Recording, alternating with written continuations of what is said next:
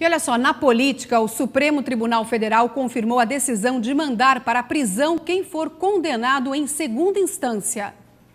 O julgamento que havia sido suspenso foi retomado com voto do ministro Edson Fachin. Para ele, o condenado precisa cumprir a pena logo depois da decisão de segunda instância.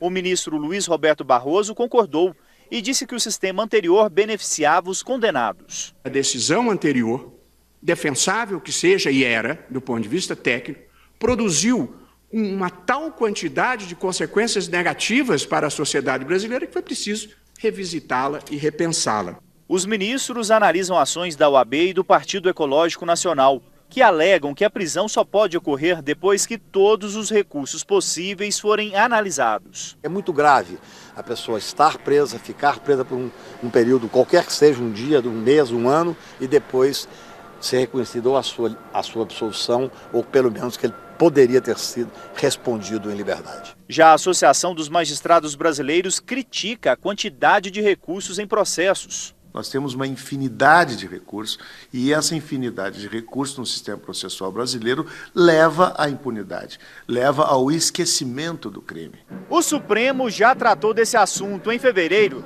ao permitir que a pena de um réu fosse executada logo depois da condenação do Tribunal de Segunda Instância. Só que dessa vez a decisão dos ministros vai ser seguida por todo o judiciário. O impacto nas ações criminais deve ser imediato. A mais importante é a Operação Lava Jato. Se for mantido o entendimento do Supremo, todos os envolvidos no esquema de corrupção na Petrobras podem começar a cumprir as penas imediatamente, após as decisões do Tribunal Regional Federal. Prisco, boa tarde para você. Tudo bem. O que você achou dessa decisão? Aplausos para o Supremo Tribunal Federal. O petista Dias Toffoli, que foi advogado-geral da União de Lula da Silva, advogado do PT Trabalhadores durante muitos anos, mudou de posição.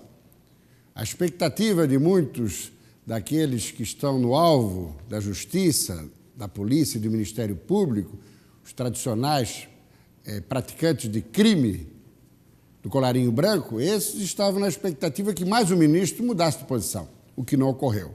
Ficou 6-5, então, a decisão colegiada de segundo grau, o cidadão pode ser preso. Isso é importante para colocar um ponto final na impunidade no Brasil.